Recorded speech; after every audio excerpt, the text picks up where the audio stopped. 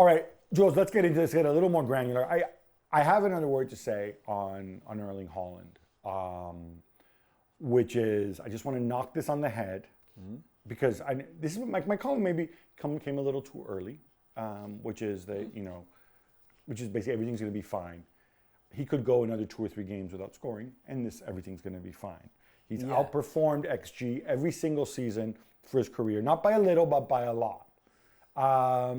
So I think, but those people who think they're being clever, they say, oh, look, the last time he had a giant Nordic striker, everything fell apart. So, and they're talking about Ibra at Barcelona. So everything fell apart to the degree that Barcelona only won La Liga that season, which was 2009-10, and they came within a goal of reaching another Champions League final in the year of the volcano ash and Mourinho and all this stuff. So by the way, it wasn't quite the unmitigated disaster, but he also operated with a real center forward like Robert Lewandowski and did pretty well at Bayern, I think. Aguero, slightly different profile of player, but also very much a central striker. So this is nonsense, right? Yeah, I think so. I did wonder, to be fair, before the game, if Pep would start Haaland. I did wonder if maybe he would just start with the first number 9, let's say Bernardo Silva, and then Grealish and Mahrez, for example, or something like that, and then ease him in the game for the last half hour, maybe when Van Dijk and Matip are a bit more tired or something like that. I did wonder. I was not sure he would start 100%, for example. And same for Darwin. I was like, okay, maybe Klopp will start him, maybe he won't. I assume Klopp wanted to play the guys who kind of got him there and stuff. Yeah, fair enough. And maybe you start more Haaland, then you start more Darwin, also with the options that you have.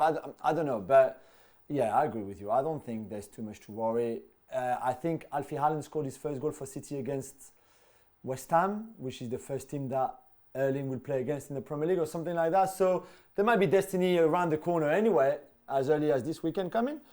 But I don't think there's much to worry. He looked frustrated, which is good, because clearly he was not happy with his own performance and with himself. So, there's still plenty of time. And again, it's a slow start for City. As usual, look at Cancelo, look at KDB to a certain extent. They were not as sharp as Liverpool, so I don't think there's much to worry. Yeah, I thought Bernardo Silva also struggled a little bit relative to the standard that he set at times last season.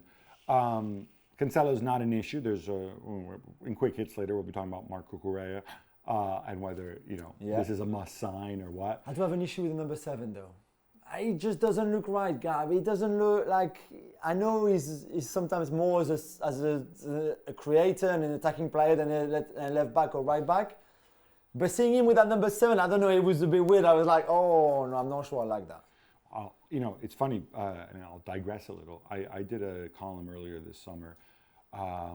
There's a company called SoccerMet, which they did this big, they kind of said, like, let's rethink football, let's rethink traditional positions, not by where people play, but by what they actually do on the pitch. And they kind of created 14 roles on the pitch. And some of them have silly sounding names like one-to-one explorer and box-to-box raiders. And using analytics, they put people in each kind of bucket.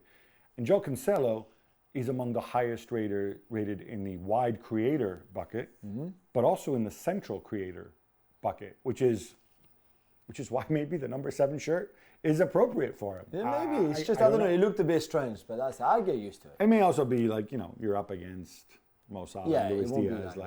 It's not going to be like that every week.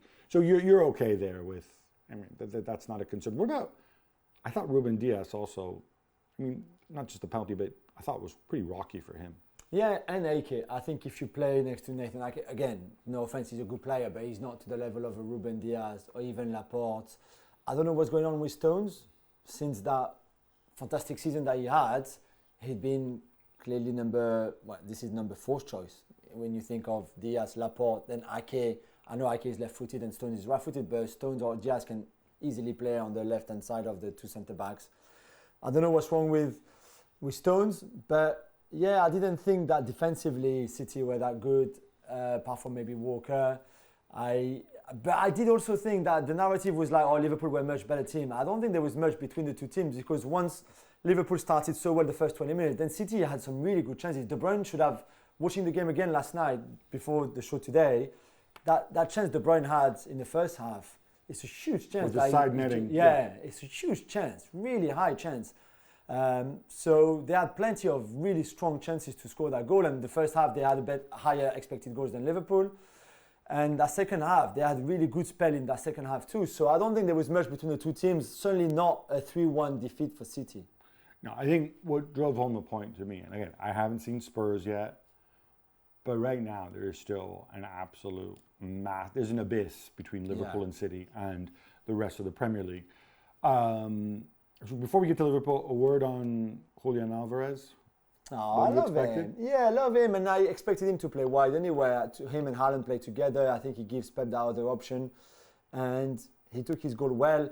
Not really sure what Trent is doing on the goal, because he obviously there's a doubt on Foden's position and if he's offside or not. And then Foden hits the volley, and then there's the save by Adrian, and then Alvarez on the second phase scores it. But Trent, if you look at it again, Trent looks at the linesman when the ball is still in play, behind him pretty much. So then he turns and see Alvarez reacting, and then he goes. I'm not sure if Trent can do better. I thought that Alvarez actually might have been a foul on the keeper, a foul on Ederson, Yeah, because it looked like he might have had both hands on the ball. But I mean, marginal, community shield, nobody cares.